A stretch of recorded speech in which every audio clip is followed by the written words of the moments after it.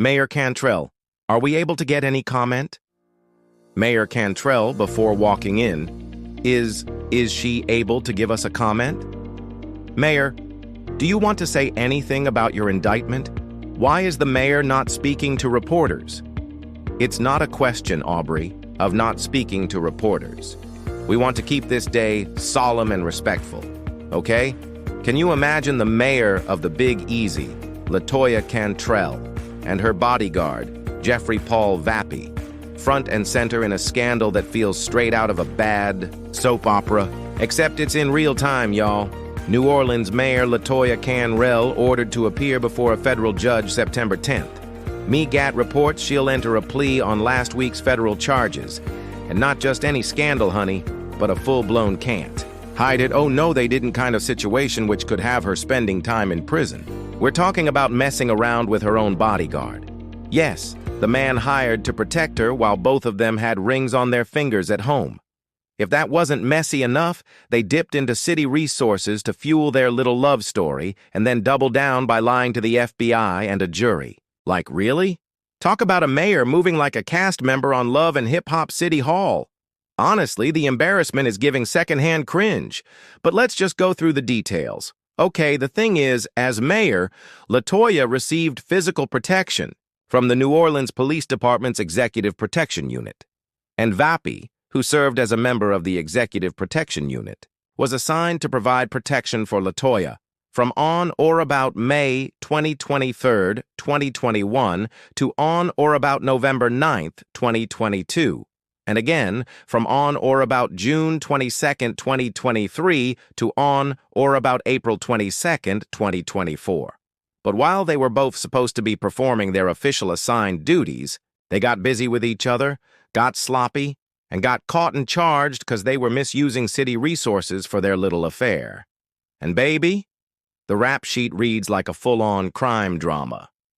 Conspiracy to commit wire fraud, conspiracy to obstruct justice, obstruction of justice, false statements, and even false declarations before a grand jury. I mean, come on. Is that not giving scandal meets law in order?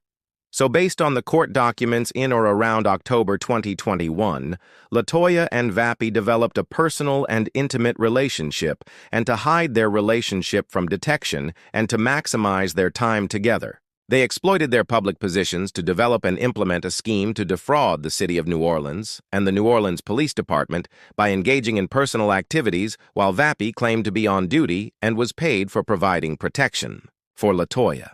As part of their scheme, they arranged for Vappie to accompany LaToya when she traveled outside the state of Louisiana on official business, and LaToya falsely claimed she needed protection from members of the Executive Protection Unit while traveling due to safety concerns.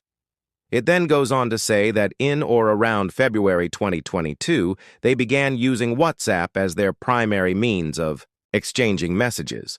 And between in or around February 2022 and in or around October 2022, they exchanged over 15,000 messages via WhatsApp. In their private text messages, LaToya characterized trips with Vappie as times when they were truly alone and what spoiled her the most. These trips included trips to San Francisco, which they decided to extend an extra day so that they could visit a series of Napa Valley wineries. And while Vappie was wine tasting, he claimed to be working and was paid for a 15-hour workday. Basically, they did the same thing for months without caring about the consequences. Honey, for those who are wondering if anybody ever saw anything strange, well, people did notice that something was off. And LaToya was asked about it during an interview with a local television station recorded on or about September 2022. Well, guess what? She justified having EPU team members accompany her on trips outside the state of Louisiana as being due to COVID and absolutely tied to her health and well-being. Then, in a separate statement, she explained that her travel accommodations were a matter of safety, not of luxury, and that as all women know, their health and safety are often disregarded and they are left to navigate alone. Come on, not her. Pulling the women card. You know what made this case even worse is that LaToya and Vappie lied to the FBI and a jury. In response to the subpoena, LaToya produced a selection of responsive records, but none of the over 15,000 WhatsApp messages she exchanged with Vappie. She also created an affidavit sworn under oath that she had activated a feature that automatically deleted messages in 2021 and submitted a screenshot of her iPhone showing that WhatsApp messages were set to delete in 24 hours. But the truth is that LaToya did not turn on that feature until December 26, 2022, roughly 1 month after the news media began speculating on her conduct. And this disappearing messages feature only applied to new messages. Around the same time, Vappie conducted online searches concerning WhatsApp and its security level, and by which time several people had warned them that their conduct was illegal. The authorities also discovered that during roughly the same period, LaToya also manually deleted thousands of her prior WhatsApp messages with Vappie. As alleged, even at the time LaToya responded to the grand jury subpoena, she still possessed more than 50 pictures, including screenshots of correspondence with Vappie that were responsive to the subpoena, but which she nevertheless concealed from the grand jury. So, the document also goes on to say that once they realized that they were on people's radars, LaToya and Vappie attempted to distract and impede inquiries and investigations, including a federal grand jury investigation about the true nature and circumstance of their relationship and their scheme to defraud. They intimidated and punished subordinates, lied to colleagues and advisors, made false public pronouncements, private individual who took pictures of them in public together, deleted electronic evidence, made false statements to federal law enforcement agents, authored an affidavit signed under oath in penalty of perjury containing false information, and testified falsely while under oath before a federal grand jury. As for how much they cost, the city that beats trips with LaToya cost the city of New Orleans over $70,000, and this is separate from LaToya's own travel costs. But other than the lying, something else that makes this even more complicated is that the affair was happening when they were both married. Well, LaToya's husband, Jeffrey Cantrell, died sometime in 2023 of a heart attack, and he was an attorney with a private law practice working in criminal defense, civil, and family law. He was a former public defender, and he also served for a time in the city attorney's office before his wife won elective office. Baby, that affair probably even caused that poor man's heart attack. And guess what? Vappie was at the funeral. As far as his own marriage, Vappie and Danielle Watkins Vappie had been married since 2002, before their divorce in 2023. And Danielle said that Jeffrey allegedly committed continuous acts of adultery throughout their marriage. In fact, Jeffrey and Mayor Cantrell were listed in the woman's divorce papers, citing their affair as the reason for her filing for divorce. Now, as for what will happen next, while it may be unlikely that LaToya will go to trial before her second term as mayor ends in January, she would be forced to step down if she were convicted of a felony. Under state law, public officials must be removed from office if they are convicted of a federal or state felony.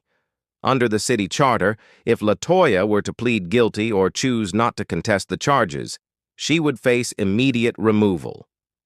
If a mayor pleads not guilty and is convicted after a trial, the city charter calls for an automatic unpaid suspension until the conviction is finalized through the appeals process, at which time she would be removed. If LaToya were suspended, but later made a successful appeal to overturn the conviction, she would receive back pay.